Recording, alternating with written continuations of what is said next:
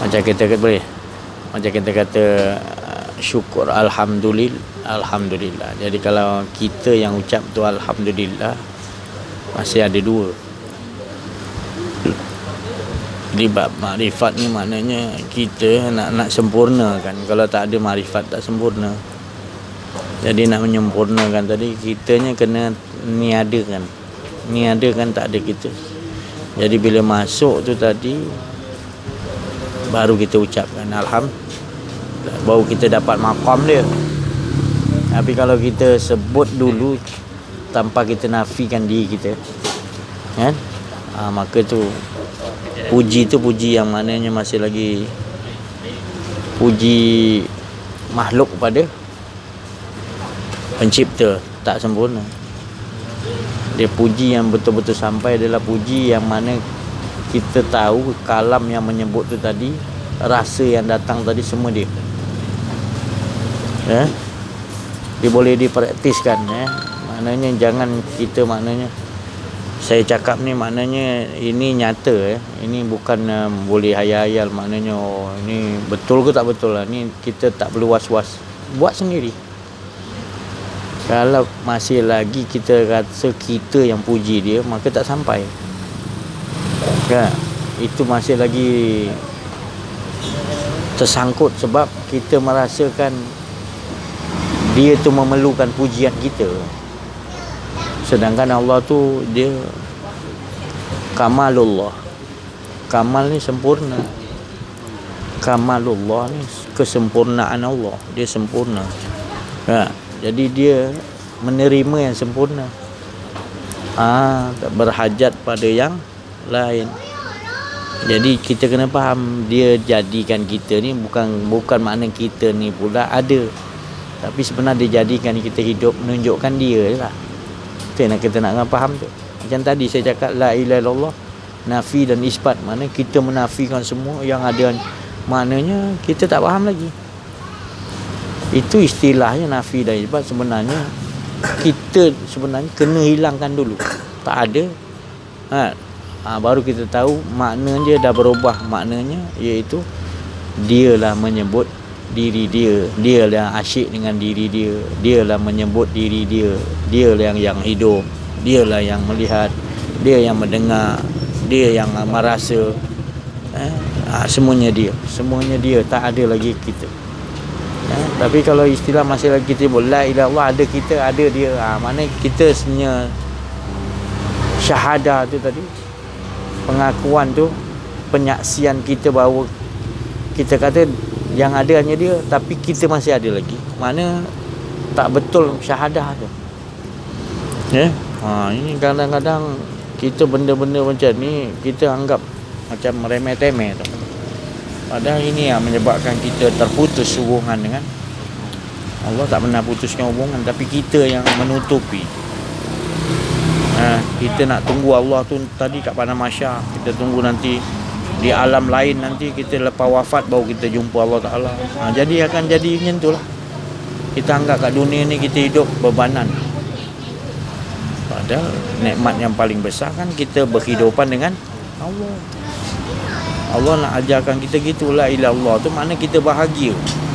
Sebab kita ni semua tak ada, yang ada hanya Nabi. Kita tak perlu ada tekanan dalam hidup. Ada pun kita anggap engkau lebih mustahil. Kalau aku kena sakit, kalau aku lupa engkau tu lebih sakit lagi, ya Allah. Kita kena olah lah. Kalau kita tak olah daripada awal, makna kita tak kenal Allah. Siapa yang kat dunia ni dia tak kenal Allah, buta, nanti kelak nanti di dalam kubur, di mana-mana dia akan buta. Dia tak nampak Allah tu ada berkuasa. Allah tu dia ingat Maliki Yaumiddin, dia ingat di pada mahsyar.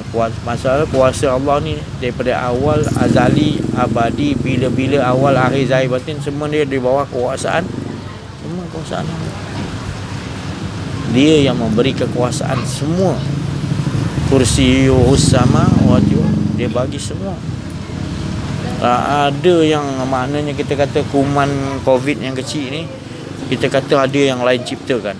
Tertipu kita. Itu yang halus, lebih halus daripada kuman COVID tu, lebih halus. Pakai teropong pun tak boleh nampak, pun Allah juga yang ciptakan. Ya. Jadi sering kita tertipu di situ. Jadi ini masalah ni, dia sebut pasal COVID ni sekarang terkini.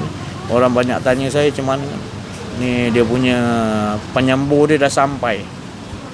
Vaksin, dia kata vaksin ni penyembuh kan. Diistilahkan gitu. Jadi orang banyak tanya saya. Tadi aja kat kedai makan tadi, nenek-nenek tanya saya. Dia tanya macam mana vaksin ni tadi, adakah kita pakai ni tadi salah? Ya, saya cakap itu terserah pemikiran masing-masing. Sebab ada kita ni sejak merdeka sampai sekarang dah terkena sihir. Bahawa benda tu sejak kita lahir, mereka kita disuruh injection tu termasuk juga. Itu termasuk vaksin. Konon-kononnya untuk bunuh kuman lain, padahal kita lahir-lahir mana ada penyakit, bersih suci kan. Tapi dia dah dirubah pemikiran kita. Awal-awal lagi kita dah disuruh lemah pada Allah Ta'ala kan. Jadi bila dah disuruh lemah, inilah akibatnya. Susahlah kita nak cakap. Kalau kita cakap kan nanti dia kata, wah ini kita ni menentang apa, untuk sembuhkan masyarakat. Kita ni menentang. Bukan menentang kan. Tapi itulah saya cakap, bila dah ramai macam tu, kita tak boleh, kita kena guna istilah lain. Jadi apa istilahnya? Kalau kau rasa dia boleh menyembuhkan, itu engkau telah mensekutukan Allah. Jadi tak boleh pakai. Bukan tak boleh pakai, engkau kena yakin yang menyembuhkan Allah. Awal-awal lagi engkau dah kata, kau nak enjet lah. Engkau enjet ke tak enjet ke, tetap aku percaya Allah yang menyembuhkan. Baru boleh kau terima tu. Bukan kita nak menolak. Dah terpaksa sekarang, terpaksa begitu. Ya, tak. Dia dah jadi paksaan kan. Pasal kita dah kena racun sihir ni daripada sejak merdeka. Bukan boleh mengamuk orang. Kita yang disalahkan nanti, kita yang nak betulkan. Jadi lebih baik cakap dengan orang awam, yakin Allah yang menyembuhkan. Jangan ingat nampak vaksin ni boleh sembuhkan. Jangan. Ya, yang menyembuhkan Allah, dan ini tidak akan boleh bagi mudarat pada aku. Ya. Sebab yang boleh sembuhkan Allah. Enjetlah berapa banyak kau nak enjet. Ya. Kak. Kita dah akidah kita janganlah lari betul. Jadi kita bagi tahu masyarakat gitu. Ya. Jangan pula aku ni dah kena enjet, aku dah okey dah. Jangan masih ada pemikiran gitu pula.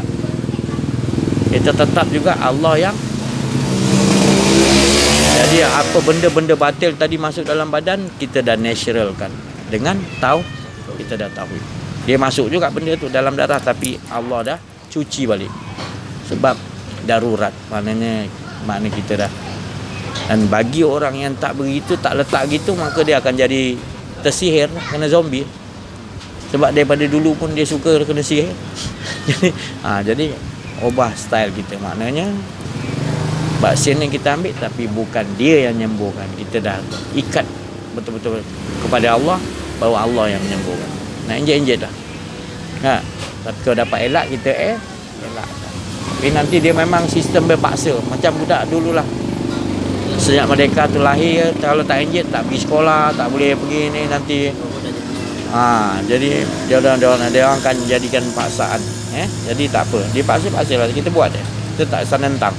Yang penting kita faham akidah kita mentauhidkan Allah. Benda ni tak boleh bagi apa-apa pada kita. Kita buat.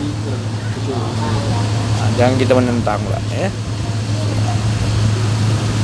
Dia tidak boleh bagi apa-apa mudarat pada kita. Yang bagi mudarat tu bila kita tak tauhidkan Allah. Benda yang akan mudah. Wa qul ja'al haqqu wa zahaqal batin minal batila kana dzab. Apabila datang hak, kita dah pegang hak, bahawasanya tak ada yang ada hanya hak. Apabila yang batil akan musnah, kana zahu kau hilang. Tak menjadi bekas apa-apa benda yang batil pada diri. tetap kita pegang Allah hak. Jadi itulah cara dia. Ni pengakhir zaman ni kita kena jadi orang yang dapat petunjuk dan beri petunjuk. Itu cara nak, bukan kita ni kita tak boleh lawan dia orang. Tapi bukan bermakna kita kalah. Tetapi caranya adalah kita sentiasa dengan Allah. Kita duduk dalam benteng Allah. La ilaha illallah, benteng Allah. Kita faham kan? Jadi kita duduk dalam benteng Allah, automatik nanti benda tu tak boleh. Jadi tak perlu lawan, penat-penat tak boleh. Pergi seorang tak ya. Kita je kena kuat dalam masing-masing. Kita pesan antara sama-sama kita, pegang akidah kita. La ilaha illallah. Dan Imam Mahdi kalau turun pun nanti dia pegang la ilaha illallah Muhammadur Rasulullah. Tetap juga Imam Mahdi kan mesti ya, dia bawa tu juga. Dia bawa apa yang kita pegang ni itu. Tapi kalau orang yang tak pegang ni la ilaha illallah Muhammad Rasul, dia tak pegang, dia hanya sebut aja. Dia tak mampu nak ikut. Dia tak mampu, dia lemah. Sebab dia dah terkena sihir, dah kena belitan Dajjal, Ya'juj Ma'juj, Iblis, dia dah terkena belitan di awal-awal. Sebab benda ni kita jangan cari jauh-jauh. Ya, kalau kita kata apa Dajjal, apa ni, Iblis, apa Ya'juj Ma'juj, dia itu kumpulan batil. Kumpulan batil. Jangan kita anggap tu stres sangat, kita macam anggap dia orang ni hebat, dia ni kuat. Sebenarnya dia hanya golongan batil. Yang kita kena duduk golongan hak. Golongan hak sebenarnya tu maknanya bukan kita lawan dia, kita duduk di golongan hak. Kita sentiasa ada Allah. Dan golongan batil tu dia tidak mampu berbuat apa-apa kalau kita duduk dalam hak. Dia tak boleh nak usik kita sikit pun tak. Jejas yang kita pun tak. Itu kita duduk situ. Jadi apa pun yang datang daripada yang batil ni, Covid ke, Iblis ke, Dajjal ke, Ya'juj Ma'juj ke, dan kuncu-kuncu lain lah semua, dia itu semua dia bergerak atas kehendak Allah. Tapi syaratnya kalau kita duduk kat hak lah.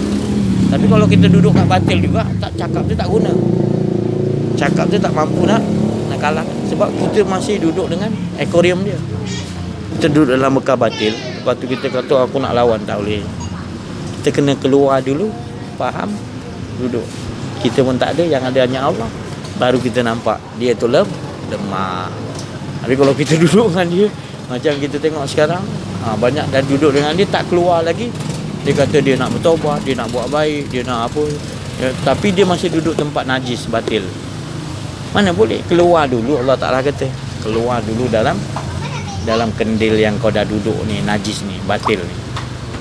Baru kau boleh cakap aku bertaubat, ya Allah aku tak nak buat lagi, ya? Aku nak dengan kau, ya. Baru boleh. Kalau tidak, kalau kau duduk masih lagi akuarium Yahudi, masih batil, engkau nak kata engkau aku nak pegang pada hak, aku nak lawan benda ni, cakap ya. Itu yang kita ketemu. Itulah kita cakap. Keluar dulu, baru kita nampak rupa-rupanya mereka ni tak ada daya upaya, lemah. Ya, dia pun bergerak atas izin Allah. Apa pun Iblis ke, Covid ke, apa saja pun semua atas la tataharraku zaratan illa halus zarah. Halus tu pun tak boleh tengok pakaian ni, halus zarah tu pun semua atas bergerak di izin Allah. Daun nak gugur, apa semua dalam perut bumi ni, binatang-binatang, semua Allah yang bagi.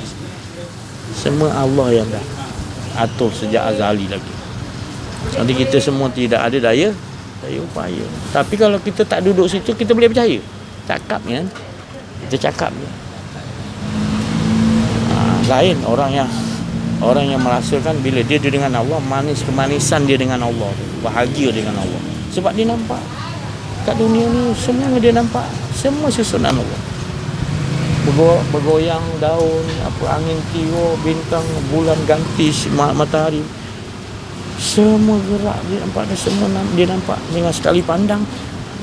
Gerak Allah yang kehendak Allah yang gerakkan. Tak ada dia mereka ada kuasa. Tok. Waalaikumsalam Tok. Pasal sila Tok. Ramai meeting ya. Itulah bincang-bincang Tok. Banyak kali nak singgah je. Tempat dah ramai tu. Dia ni minum kopi. Oh, tempat. Alhamdulillah tu. Sila tu. Ya, sila tu. Ya tu. Bayar je lah tu. Ya. Jadi kita bersyukurlah banyak-banyak kepada Allah. Ya Allah. Kita ni maknanya dikatakan tadi beruntung orang yang dia hidup di zaman orang menganggap dia pelik. Sebab mula-mula kan Rasulullah SAW ni diutus oleh Allah, dia anggap pelik kan? Ghoriban, asing, pendatang asing, pelik, ajaran asing, orang asing yang dia anggap. Ya? Tak ada siapa-siapa Nabi. Ya? Sikit demi sikit, lama-lama jadi tak asing. Jadi nampak kebaikan kan. Mula-mula nampak buruk aja Nabi SAW kan. Yang lain semua sembah patung, Nabi tak sembah patung. Dianggap Nabi ni tadi pelik kan. Tapi bila dah bagi faham, dah manusia dah banyak faham, dianggap inilah yang sebenar-benar. Memang betul kan. Nanti Nabi kata nanti akan kembali balik. Jadi kenalah kita zaman kita ni tadi. Dan Nabi kata pesan, kalau misalkan tu siapa yang ada yang dianggap asing nanti beruntung lah tu. Maknanya kalau kita ni dianggap asing baguslah. Tapi kalau tak dianggap asing, biasa maknanya itu golongan yang maknanya yang dia tidak kenal Allah, tidak faham Allah Ta'ala. Rugi. Innal insana lafil. Jadi kita nakkan ni penghujung zaman ni orang yang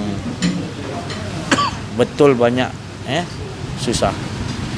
Jadi memang dia bayang Nabi mula-mula datang macam mana, terpaksa sembunyi buat kerja ni kan. Kita kan sekarang kan itu tak apa, biar kita ni orang kata penghujung kematian kita dalam keadaan husnul khatimah. Sebab husnul khatimah ni kita ni akan maknanya dianggap sebagai orang yang fad'uli fi ibadi, maknanya orang yang tergolong daripada golongan hamba Allah yang betul beribadah. Ya, dia bukan mengharapkan ganjaran. Orang betul-betul ibadah dia betul-betul nakkan dengan Allah selalu. Itu fad'uli fi ibadi, golongan orang yang ahli ibadah. Bukan saya cakapkan minta ganjaran itu tak betul, tapi itu kurang sempurna. Sebab kita tak nampak Allah tu lebih mustahak lagi. Diri Allah tu, wajah Allah tu lebih mustahak daripada apa yang Allah nak bagi. Sebab Allah dah bagi tahu dah apa yang Allah jadikan, surga ke apa ke nikmatan itu semua memang untuk kita. Tapi dengan syarat engkau tu aku jadikan untuk aku. Jadi kita kena faham. Jadi kita ni apa pun berbuat semua demi wajah Allah. Irji'i ila rabbiki radiyatan mardiyah. Maknanya kita selalu dengan Allah dan kita akan redha apa aja Allah Ta'ala susun untuk kita. Supaya dapat mardiyah dia kan. Betul. Tapi kalau kita sendiri tak faham, kita nak ngungkit apa yang kita buat, maknanya itu bukan ibadah yang itu ibadah ibadah yang penuh dengan keburukan. Kerana kita mengharapkan selain daripada Allah SWT.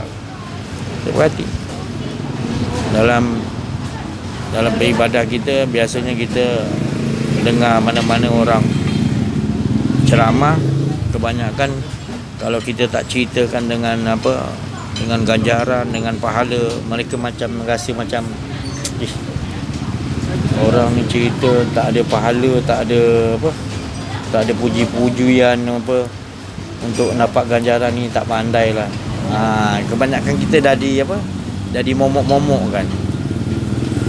Jadi momok-momok kan, dengan maknanya umpan-umpan ni terlebih sangat, hingga kan kita kalau tak beri umpan macam tu, seolah-olah kita malah ibadah kan. Dah diajar gitu, boleh mula-mula, tapi bila kita dah makin meningkat, matang, kenal diri, kenal Allah, benda ni kita dah tak patutnya dah. Kita lebih kepada, kalau mula-mula tu kita orang buta datang, kita bagi sedekah lah RM5.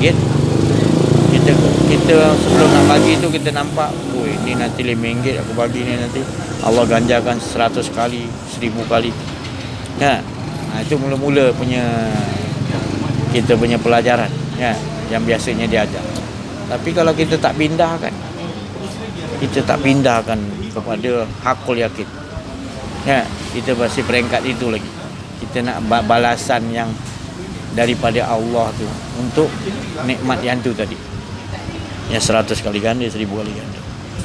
Kita tak nampak yang di sisi Allah tu lebih besar lagi. Kita tak nampak kan. Kita nak tukar tu susah. Melainkan kita jumpa orang ahli dia betul, baru dia ajak gitu. Jadi orang buta datang, kita dah tak nampak dah RM5 jadi 1000 kali ke 100 kali ganda tak. Kita nampak kita boleh bagi tu, ya Allah, rahmat Engkau ya Allah. Kau bagikan aku rasa untuk boleh bagi tu tadi tu dah cukup nikmat Engkau tu ya Allah ya. Wah, dia dah dapat. Dia tak mengharap, dia dah dapat. Dia rasakan Allah bagi dia rasa untuk kesian dengan orang tu, itu dah cukup. Itu kemanisan dia kata dia. Sampai dia tak memikirkan, kan, kata sembunyi itu kan. Kita tertipu, kita tak nampak siapa yang bagi kita rasa yang menyebabkan kita nak kesiankan. Malah kita minta lagi upah pula, kan. Tapi kalau kita dah faham, ya Allah, Kau bagi ni aku rasa untuk kesian kat dia. Terima kasih ya Allah. Engkau tu, Engkau lah ya Allah. Rahmat Engkau lah ya Allah. Bukan aku ni nak minta lain. Rahmat Kau tu dah cukup besar ya Allah. Itu yang nak dirasakan kan. Benda ni dia terselindung di sebalik kita punya keinginan kan.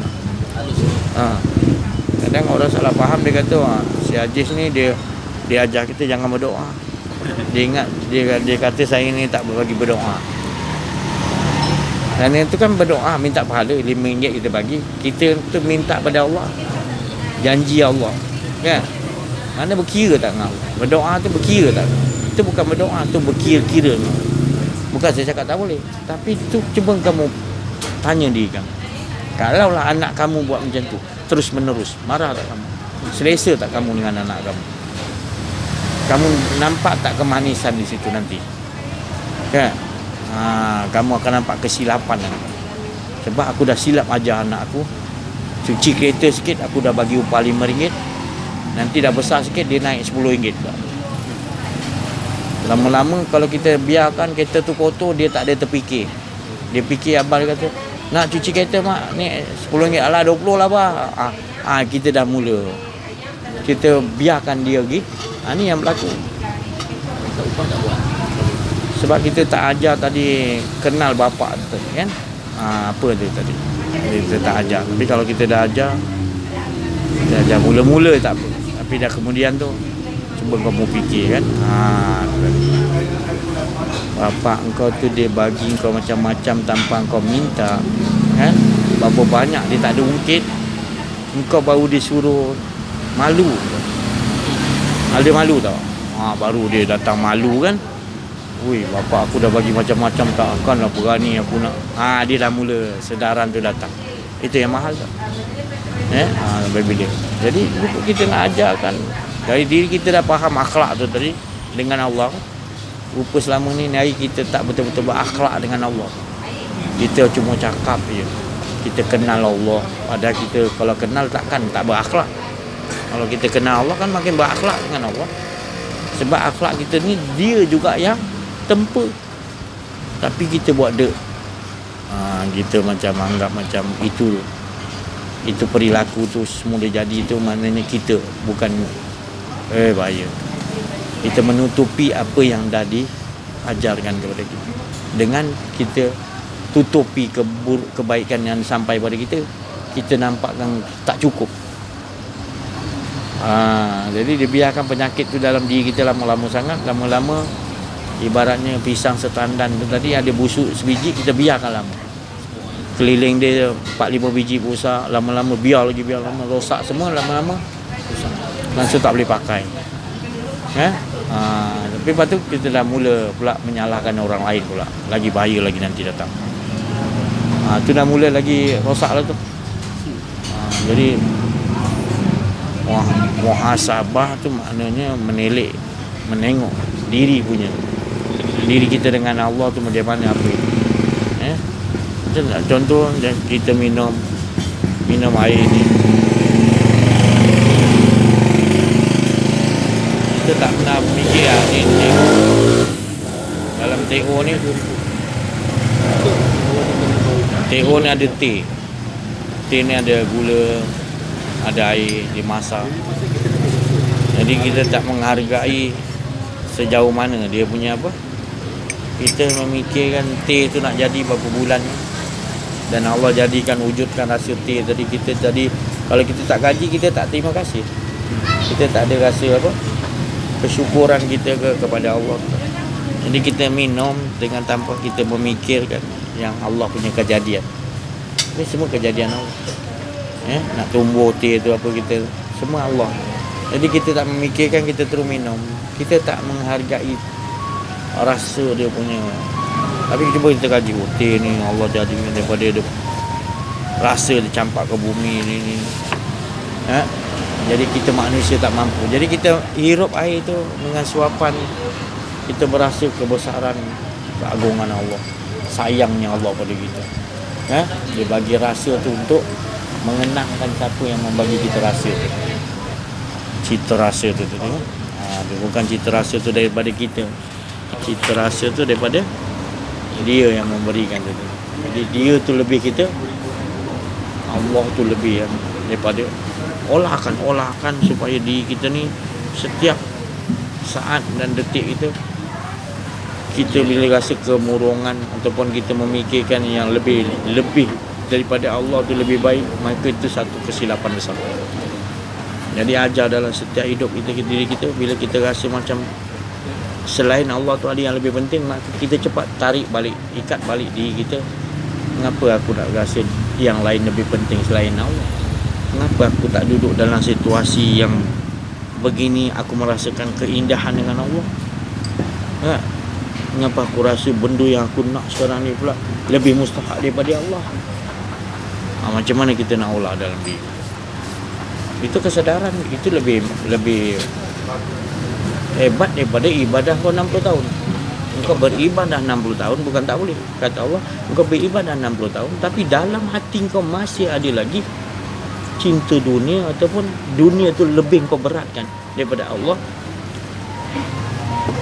Lebih baik lagi orang yang di dalam dirinya tak ada yang lain, hanya Allah. Lebih baik lagi dia punya ibadah daripada kau 60 tahun ibadah tapi dalam hati kau ada lagi. Maknanya kau contohlah, kau nak target nak beli rumah tu, jadi kau punya tumpu tu kepada rumah tu hingga kau tak sedar. Bila kau tak dapat benda tu, kau rasa macam Allah tu hilang. Berapa lama tu kau menyimpan dekat setahun baru kau dapat. Dia dapat tak juga lega kau dengan Allah, lagi jadi rosak. Jadi bukan tak boleh, tapi cuba kau dudukkan dengan Allah. Ya Allah, itu rumah tak dapat pun tak apa ya Allah, yang penting engkau tu sentiasa dengan aku. Jadi nanti Allah akan mudahkan. Dan kalaupun tak dapat pun kau tak rusing, sebab engkau dah ajar diri kau Allah tu lebih mustahak. Dunia ni semacam pasir je di tepi pantai, isi-isinya. Itu nak diproses tadi diri kita tadi yang kata la ilaha illallah. Nak katakan betul tak betul engkau punya syahadah la ilaha illallah tu di situ dulu, atas dalam diri kamu macam mana. Kamu perhatikan wa fi anfusikum. Tengok, saya adakan lagi dalam diri kita ni selain, adakah kita ni ada. Jadi ini proses. Kalau masih lagi kita masa dalam hati kita masih ada lagi nakkan tu, nak ni nikmat nak, maknanya minta maaf lah, bukan maknanya saya tak bagi minta syurga. Maknanya masih lagi idaman kau, target kau surga, maknanya kau belum lagi kenal Allah. Masalah problem lagi. Tapi bukan jangan. Itu maknanya saya cakap bukan surga tu tak ada. Jangan kata pula. Okey, saya cakap tadi kalau orang salah faham nanti dia ingat sahaja ni diajar sesat. Sedangkan dalam Quran surga ada, sahaja ni macam seolah-olah surga ni tak ada dia. Saya cakap bukan benda tu tak ada. Tapi kalau kau tak kenal Allah, itu dia milik Allah. Jadi kau ingatkan syurga tu jauh. Sebab kau punya target jauh syurga. Tapi kalau kau dah kenal Allah, rupanya syurga tu kau dah miliki. Allah itulah yang lebih daripada syurga tu tadi. Sebab syurga tu tadi hanya percikkan daripada Allah Ta'ala punya kenikmatan. Yang seluruh kenikmatan yang besar tu adalah nikmati. Amma bi ni'mati rabbika. Nikmat yang paling besar adalah dengan Allah. Yang lain syurga tu percikkan. Yang kau pergi percikkan. Itu saya cakap tadi, maksud saya, kalau kau dah dapatkan dunia lagi, kau kenal Allah, kau faham mana kau dah memiliki, kau tak bukan angan-angan lagi dah. Jauh sangat tu kau punya target. Baru kau tahu bahawasanya penapasan hidup kau tu dengan Allah adalah syurga. Kalau dibagikan syurga seisi-isinya tapi kau tak bagi kau hidup, ada maknanya kau? Tak ada. Tapi dia bagi kau hidup, kau rasakan kau dengan Allah, itulah sebenarnya kenikmatan, segala kenikmatan letaknya kepada hidup. Tak hidup nak rasa apa benda. Jadi itu saya nak bagi tahu, jangan tertipu. Jadi Allah ni jadikan syurga neraka ni untuk supaya kita berfikir. Kalau dia tak buat begitu, kita tak mampu nak fikir. Manusia ni tak mampu fikir. Jadi dia jadikan azab neraka, dijadikan nikmat syurga supaya jangan, maknanya engkau faham akunya lebih nikmat daripada itu. Dan bila kau lupa pada azab dia, kau azab neraka ni, dia memang azab lah, tapi kau lupa aku tu azab lah. Tak payah kau tunggu masuk neraka. Itu Allah jadikan untuk kita faham. Jadi inilah anak-anak kita, daripada kita kebanyakan sistem pelajaran kita ni dah tersilap. Lain yang Rasulullah ajar yang awalnya, gini tak lepas lagi dah. Asas basic kita dah tak faham, tak kenal diri, tak kenal Allah, tu kan basic asas. Itu tak lulus lagi, kita dah ambil yang lain. Jadi macam mana nak naik tiang asas tu tak kuat. Kita tak piling dulu, kita terus naik tiang, kita tak tahu bawah tanah tu ada air, dan runtuh kita pun lama-lama belonggok kayu tu tak jadi rumah. Sebab asas dia tak boleh nak tegak. Sebab kita tak tauhid dengan Allah. Tauhid aja yang boleh baru Muhammad Rasulullah. Kau terus pakai Muhammad Rasulullah, la ilallah, belum dipaham betul, macam mana kau nak pakai Muhammad Rasulullah? Kalimah syahadah tu, syahadata ini maknanya dua, mesti dimulakan dengan kenal Allah, iaitu kenal diri kita. Yang kenal diri tu siapa? Mabuk kau tahu. Yang kenal diri, nak kita nak kenal Nur Muhammad, baru kita tahu dia lah pesuruh Allah. Disuruh macam mana? Pasal kita dah kenal, dia suruh apa? Dia datang pada kita. Apa yang dia suruh pada kita? Tepat, tak ada bengkok. Tapi bila kita tak kenal dia, kita ingat yang di luar dia. Kita tak nampak dia tu tidak main di luar. Itulah kita perhatikan dalam hidup kita. Kalau selagi orang tu dia tinggi ilmu macam mana, tapi kita tengok dia tak kenal diri, tak kenal Allah, memang rosak. Rosaknya akan bertambah banyak. Pasal Sayyidina Ali bagi tahu, kita nak selesaikan setiap urusan diri kita, kecil atau besar, tanpa kita maknanya bersandarkan ataupun meletakkan Allah Subhanahu Wa Taala nombor satu untuk menyelesaikan, kita akan boleh selesai walaupun perkara itu kecil. Bahkan bertambah roh, apalagi yang besar. Jadi kecil ke besar masalah hidup kita, setiap detik mesti Allah yang boleh menyelesaikan. Ataupun kalau kita nak faham lagi, apa pun Quran dan hadis lah, untuk jangan kita larikan tajuk. Nak selesaikan masalah COVID, masalah apa pun, kita bersandarkan kepada makhluk, tak akan selesai, malahan akan bertambah roh, penyakit tu bertambah. Nampak macam hilang COVID tu, tapi penyakit lebih besar kan. Tapi kalau kita dah selalu dengan Allah, apa benda pun Allah cakap, kita tak kisah. Sekedar kita dah tahu Allah lah menyelesaikan, bukan walaupun dia bagi kita 4-5 kali anjit COVID kan, ya. Tapi kita punya dalam tetap kata bukan ni yang boleh menyembuhkan. Kau nak paksa, aku paksa, tapi aku tetap yakin akidah aku sadar keadaan sekarang dia macam ni. Ulama kita banyak ulama su dah. Ada ulama-ulama yang Dah halus. Puan tak nampak ni.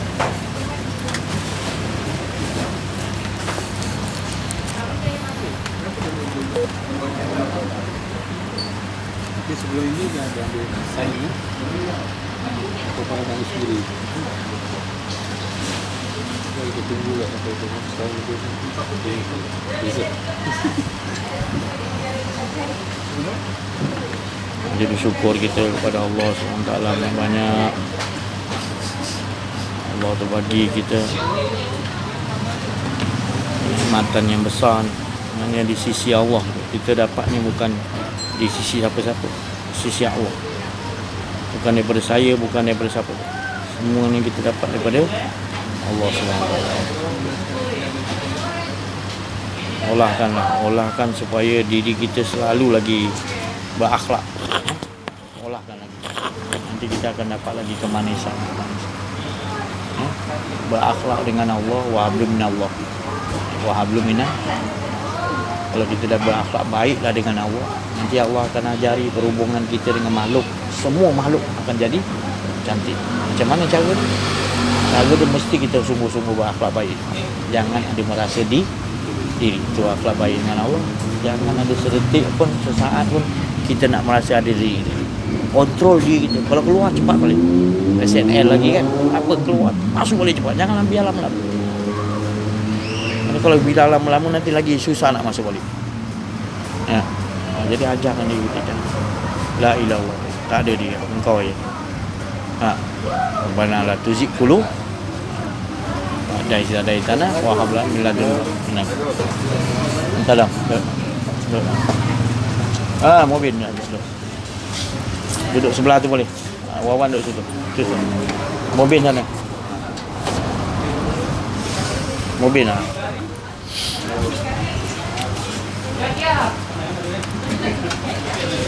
Minum. Siapa?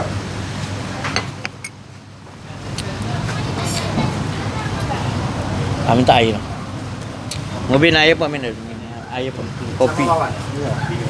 Sama Wawan. Roro.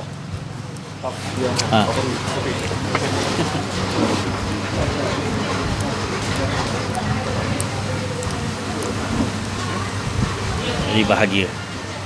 Walaupun kita dalam keadaan sekarang ni, keadaannya huru-hara kan, dah dibagi nampak Allah Ta'ala, tapi kita tetap bahagia sebab kita ada Allah. Allah yang dulu dan Allah sekarang, bila-bila tetap Allah tu sayang dengan kita kan, bila-bila. Jadi walaupun ini semua adalah susunan-susunan Allah. Ada awal Adam naik, Nabi-Nabi turun sampai penghabisan turun datang Nabi Muhammad SAW. Dan daripada Nabi Muhammad SAW data ya sampai kita dah penghujung.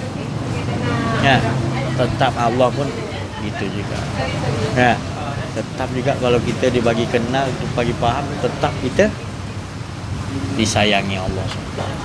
Tak ada istilah orang dulu untunglah hidup zaman Nabi dulu zaman tak ada. Ya. Tu. Ya, paman dia Abu Jahal kan. Paman Nabi kan. Tidak. Kalau dia kata untung, kenapa dia tak untungnya? Jadi jangan kita salahkan. Kau bagus aku hidup di zaman ni. Jangan. Itu dah kita memprotes Allah Ta'ala punya susunan. Jangan. Bahaya. Kita harus bahagia. Kita dah dibagi Allah Ta'ala pengenalan.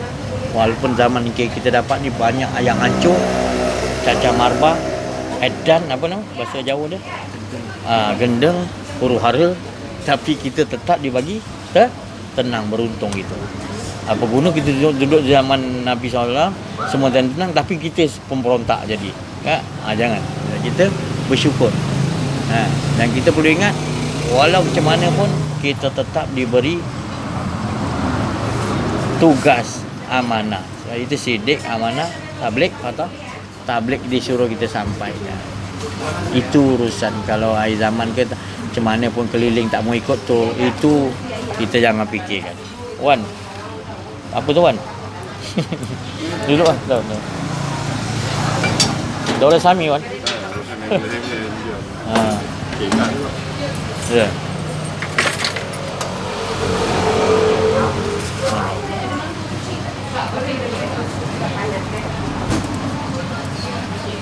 Ada apa-apa pertanyaan, pertukaran, perkongsian ni? Kita nak maknanya kalau ada perkongsian. Sampai sekarang sembahyang ni bila sembahyang belum dapat khusyuk betul-betul. Itulah saya cakap masih dia masih apa ni tenggelam dalam dunia je. Ya. Tapi sekarang ni saya nak tahu kan tu tadi saya cakap. Sebelum kita nak khusyuk, kan saya cakap tu. Kita kena tahu apa makna khusyuk. Okey. Kan, ayo.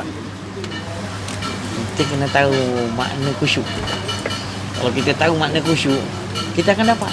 Sekarang ni kita tanya macam mana nak khusyuk. Sedangkan khusyuk semua kita tak faham. Tak faham. Ya. Jadi khusyuk tu saya cakap tadi. Kalau zikir tu apa? Zikir biasa. Nak zikir lah. Apa ni? Mengingat Allah kan. Tadi jawab kan? Dulu. Mengingat Allah. Mengingat Allah tu. Assalamualaikum. Assalamualaikum. Jom. Di sebelah mobil boleh ni. Jarak.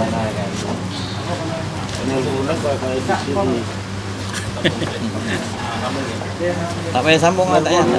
Tak apa. Nanti nampak sangat apa? Nampak rapat sangat. Jangan. Kuat. Jangan biar. Tak biar. Tak payah. Biar. Dah cukup dia dah apa? Dia dah situ. Boleh. Tak ada nampak sangat tu. Apa lisan? Jadi kita kena tahu. Zikir itu ingat kan? Ingat tu apa? Yalah ingat tu apa? Ingat tu sebelum kita nak ingat Allah, kita kena ingat rasa. Rasa. Jadi sebelum Abang Syah minum apa? Belum lagi. Contohlah minum teh lah. Sebelum nak minta teh, rasa sampai ada, rasa sampai ada dulu tak? Betul? Baru sebut kan? Ke terus sebut dia? Mana boleh, mesti datang maklum. Siapa yang hantar maklumat rasa tu? Jadi sebelum rasa, itulah dia khusyuk namanya. Jadi sebelum minum tu banyak apa ni? Minum Nescafe ke teh ke? Itu maknanya itu belum sampai maklumat. Bila dah sampai maklumat, kita dah tak payah lagi nak tengok katalog, nak sebut-sebut lagi dah. Harap terus kopi O satu. Betul. Jadi khusyuk tu dekat rasa. Cuba kita fahami. Sekarang kita tanya orang tu cakap tak dapat khusyuk lah. Jangan cari tak dapat tu. Kau kena cari khusyuk tu apa. Jadi bila kau tahu khusyuk tu apa, kau tahu datang. Dia yang mendatangkan. Nikmat tu iaitu kepada hidup kita. Dalam hidup kita merasakan dia yang bagi rasa. Selama ni kita solat macam tekanan. Padahal nikmat solat itu ibadah hidup kita sendiri. Itu sendiri mengingat 24 jam tu adalah solat. Jadi masuk zuhur itu ritual untuk zuhur. Aturan untuk menyusun manusia. Allah Ta'ala punya sistem. Tapi yang 24 jam ni sistem daimun tu, itu 24 jam merasakan sentiasa khusyuk dengan Allah. Syok dengan Allah. Khusyuk ni syok. Tapi bila kita tak faham, kita ingat hidup kita ni bila suruh solat tekanan dah. Bila tekanan dalam solat pun tekanan lah. Kenapa aku tak khusyuk? Padahal sebelum lagi suruh solat dah syok dah. Bila dia suruh buat lagi syok lah. Sekarang ni kita nak cari sebenar-benar khusyuk adalah hidup kita dengan Allah. Best sebenarnya. Kerana saya cakap tadi, kalau ada ayam, ada surga apa, nikmat ada surga tapi tak dibagi hidup, mana lebih kita nak? Tak ke hidup tu lebih mustahak daripada nikmat surga? Ya, tapi kita tak faham sekarang ni. Kita ingat hidup kita ni tekanan. Maka tu disuruh apa pun tekanan. Nak makan pun komplain juga. Mesti kita kata Nak makan dah sedap pun tu komplain lagi. Oh ni makan ayam pula ni. Kalau ada kambing kan best. Fikir kambing lagi. Ni dah tentu-tentu.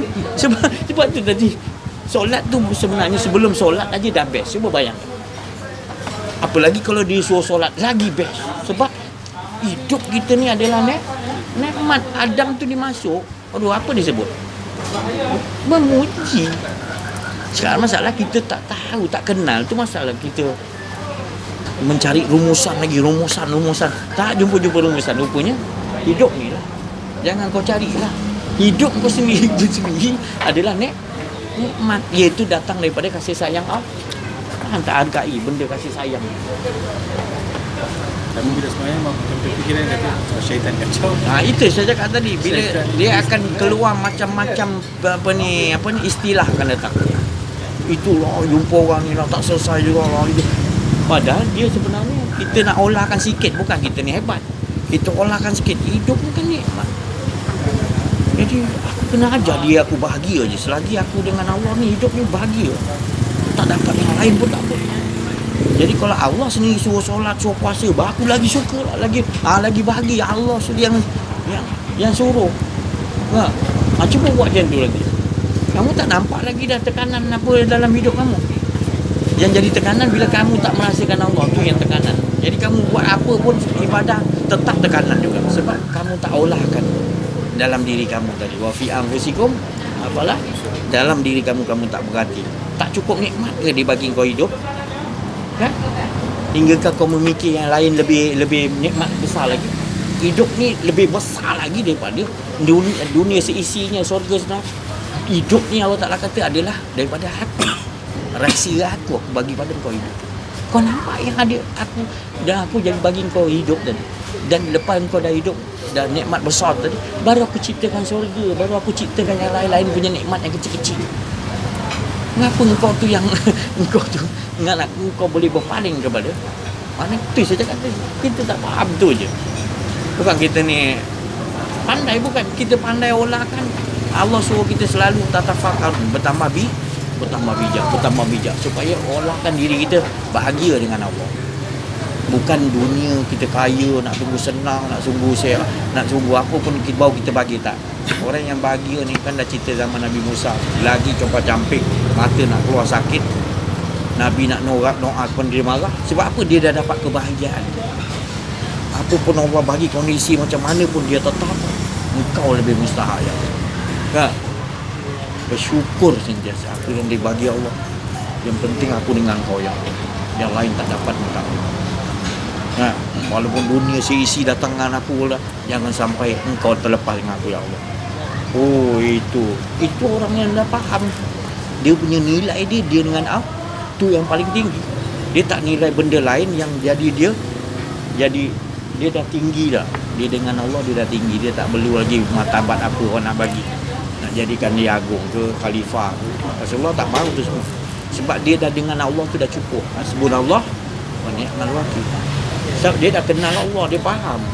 Dia yang paling kenal Allah, paling faham Allah.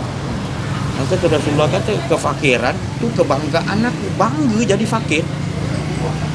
Fakir 24 jam dia tak mau urus diri di sini. Itu fakir. Dan jangan biarkan aku urus diri aku walau sesaat ya Allah. Walau sekelip mata, Rasulullah doa. Aku nak jadi fakir. Itu tak faham. Sampai bila pun kita akan cukup. Rupanya jadi fakir ni nikmat, bukan beban. Orang yang fakir Allah tadi bukan senang nak sampai makam tu kan. Nak dijelaskan macam ni, nak dikupas satu persatu ni. Kalau orang yang tak faham nanti dia kata, wah si Hajiz ni anti syurga, anti. Dia kata sebab saya nak menjelaskan tadi maknanya kita tak tertipu, tak kena tipu daya. Umal hayati dunia ila mata'ul ghurur. Dunia ni penuh tipu daya. Tapi memang tugasnya gitu. Allah jadikan dunia ni tipu daya supaya kita sentiasa dengan Allah. Kalau Allah tak jadi gini nanti kita tak faham nilai dia dengan Allah kan. Jadi Allah semua Allah jadikan tipu daya ke apa benda ni semua untuk kita mudah kembali kepada Allah dan sentiasa jaga diri kita dengan Allah. Itu ilmu panjang. Lagi kita bertambah kenal Allah, faham Allah, lagi kita tak mau urus diri kita sendiri, lagi kita nak Allah uruskan. Sampai nak tidur pun roh nak keluar, tolong ya Allah, Kau keluarkanlah roh aku ya Allah, jangan bagi nafsu aku. Kadang terkebir-kebir, biasa pukul 12 tidur, terkebir-kebir. Ya Allah nak tentukan masa kau nak tidur. Faham? 12.30 baru dia bagi lalang. Faham? Pukul 1 dia bagi jaga. Jaga pun segar je. Setengah jam pun segar dah. Terus ambil wudu, solat, tarik tasbih ya Allah. Dia tak bagi rasa ngantuk. Terus ya Allah, bestnya. Kan? Kita pun buat diri kita, ya Allah tetapkan aku begini ya Allah. Kau sifat daim berterusan. Allah tu sifat daim. Zikirkan ayat daim tu supaya diri kita berterusan juga. Sebab Allah memiliki sifat yang berterusan. Dakwam ataupun daim. Jadi zikirkan ya daim supaya kita memang tak boleh tak tetap berdiri di atas, maknanya tetap dengan Allah Ta'ala je. Hati kita mudah berbolak-balik. Tapi kita tahu Allah sifat dia berterusan daim sampai bila-bila, sentiasa dia dengan dia. Kita minta itu sifat daim, sentiasa rasakan Allah ada. Kita tak boleh gunakan. Allah pun suruh kita seru nama-nama dia yang indah-indah dia, yang baik-baik. Semua baik-baik. Kita semai ni perlu Lillahi ta'ala, untuk diri semai itu diri sendiri kau kerana Allah. Kemarin saya dah cakap kan, dulu semalam saya, diri kita ni ada 4, tapi kita takkan faham lagi. Diri tubuh, diri hati, diri nyawa, diri roh. Cukup 4 tu Rasulullah kata. Kita kena kenal tu. Jadi bertubuh ni bergerak kerana apa? Diri hati, betul? Hati yang suruh gerak. Dan hati ni bergerak kerana roh. Apa ni? Nyawa. Dan nyawa ni bergerak kerana roh. Dan roh tu daripada siapa? Sifat apa? Rahsia Allah. Rahsia Allah Nur Muhammad. Nur Muhammad tak lain dari Nur Zat Allah Ta'ala. Jadi Nur Zat Allah Ta'ala gerakkan pada Nur Muhammad. Nur Muhammad gerakkan pada roh. Roh gerakkan pada nyawa.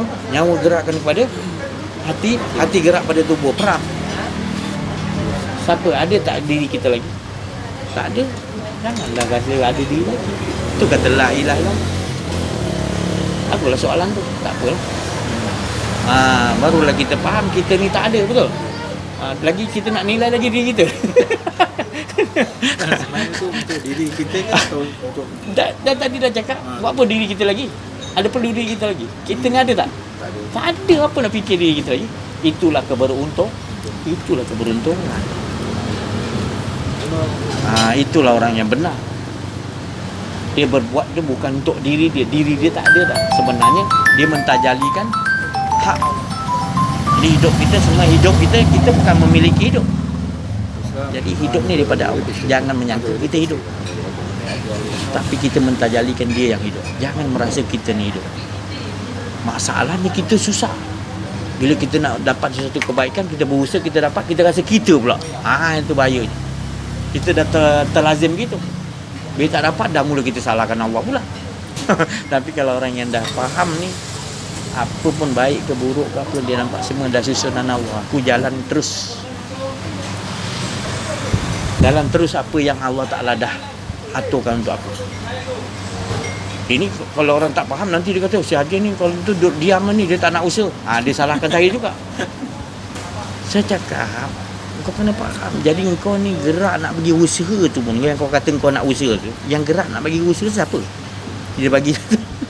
Kalau dia tak bagi tu, kau boleh usaha. Kau nak kata usaha tu kau punya lagi. Masih kau tak masih tak kenal lagi.